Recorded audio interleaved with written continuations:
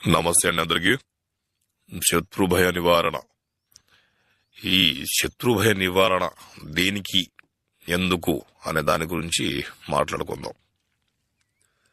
మనకు గిట్టని వారు, మనంటే పడని వారు మన కోసం ఎన్నో ప్రయత్నాలు చేస్తుంటారు, ఎన్నో చెడు ప్రయోగాలు చేస్తుంటారు. కాబట్టి వాళ్ళని తిరిగి అంతం చేయడం కోసం, అలాగే శాశ్వతంగా మంచాన పడి ఉండడం కోసం ఈ యొక్క మహాకాళి యంత్రాన్ని స్మరిస్తే ఎంతటి వారైనా సరే మంచాన పడక తప్పదు, వాడు మరణానికి తప్పదు.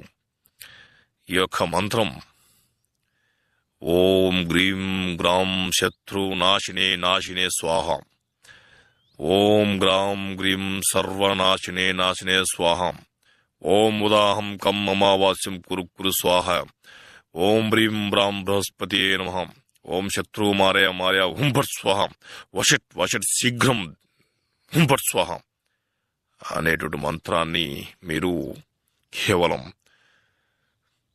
ఆదివారం నాడు గాని, గురువారం నాడు గాని